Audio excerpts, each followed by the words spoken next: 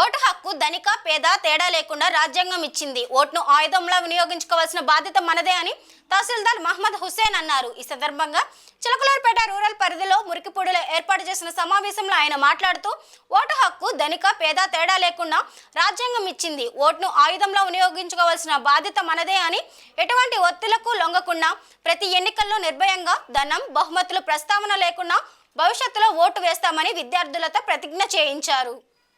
మీరు ఎక్వైర్ చేసే రేపు ఓటు చాలా విలువైనది. కొన్ని వెస్ట్రన్ కంట్రీస్లో, కొన్ని అరబ్ కంట్రీస్లో చాలా వరకు యూనివర్సల్ అడల్ట్ ఫ్రాంచైజ్ లేదు. అంటే అందరికీ సమాన ఓటు హక్కు లేదు ఇప్పటికి కూడా. 1951లో మన యొక్క రాజ్యాంగం ఏర్పడిన తర్వాత irrespective of ethnicity, irrespective of culture, irrespective of heritage, irrespective of caste, irrespective of gender, ఏం లేకుండా అందరికీ సమాన ఓటు కల్పించారు. ఎందుకు కల్పించారు? పేద ధనిక వర్గాలు ఎంతమంది ఉన్నా కానీ దాంతో సమానత్వం లేకుండా మీకు ఈక్వల్ ఓట్ ఇవ్వటం జరిగింది. అంటే అతను అంబానీ అయినా అతనికి ఉండేది ఒక ఓటే, నిరుపేదైనా అతనికి ఉండేది ఒక ఓటే. ఇద్దరు వెళ్ళి వాళ్ళకి కావాల్సిన వాళ్ళని ఎన్నుకోవచ్చు.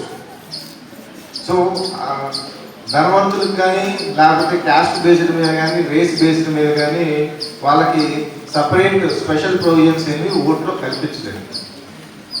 సో మీరు వేసే ఓటు చాలా పవర్ఫుల్ ఓటు. అంబేద్కర్ గారు రాజ్యాంగం రాసినప్పుడు క్లియర్గా చెప్పారు, నేను నా దేశ ప్రజలకి ఓటు అనే ఆయుధాన్ని ఇస్తున్నాను.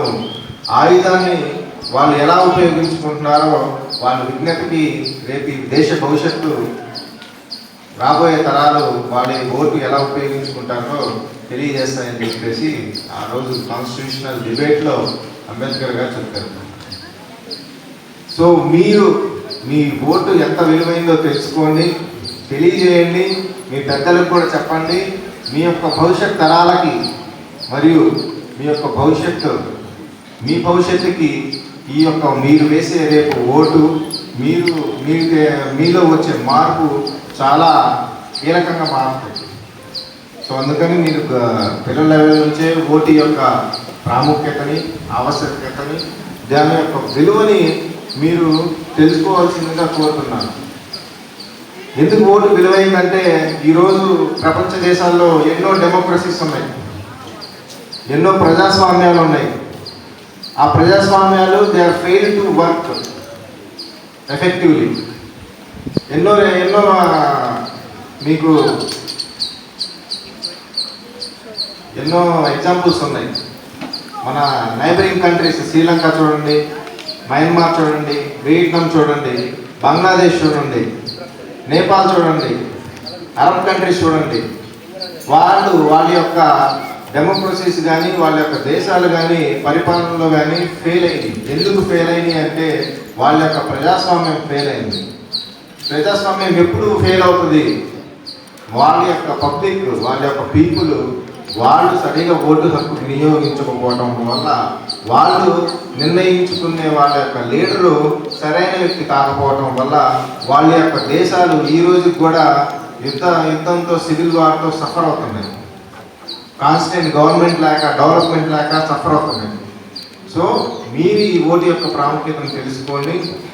ఓట్ అగైన్స్ట్ కరప్షన్ అందరికీ చెప్పండి. మీరు తీసుకోవద్దు, ఓటు స్వచ్ఛందంగా వేయండి. మీకు స్వచ్ఛందంగా నాయకుడిని ఎన్నుకునే హక్కు ఈ రాజ్యాంగం కల్పిస్తుంది, అలాగే ఎలక్షన్ కమిషన్ ఆఫ్ ఇండియా కల్పిస్తుంది. మీరు దీని ప్రాముఖ్యత తెలుసుకొని బాల్యం నుంచే మీకు ఒక హ్యాబిచ్యుయేట్ ఈ యొక్క నాలెడ్జ్ మీరు ఈ రోజు నుంచే మీ పెద్దవాళ్ళకి కానీ, మీరు కానీ, మీ పక్క వాళ్ళకి కానీ, మీ స్నేహితులకు కానీ చెప్పి మంచిగా భవిష్యత్ తరాలకి దారి చూపుతారని ఆశిస్తూ నా యొక్క స్పీచ్ని ఇంతటితో ముగిస్తున్నాను. అలాగే అవకాశం ఇచ్చిన కృష్ణ గారికి, అలాగే మా మిత్రుడు రావు సుబ్రహ్మణ్యం గారికి ధన్యవాదాలు తెలుపుతున్నాను. తీసుకోకూడదు. అట్లాగే రాజకీయ రాజకీయ పార్టీలు అభ్యర్థులు కూడా ఓట్లకు డబ్బులు పంచకూడదు.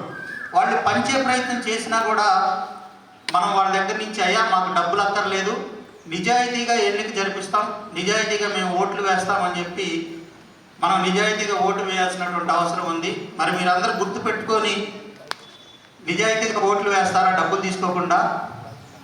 ఓకే అంటే చేయి పైకి ఎత్తండి. భవిష్యత్తులో ఎప్పుడూ ఓటుకు డబ్బులు తీసుకోకూడదు.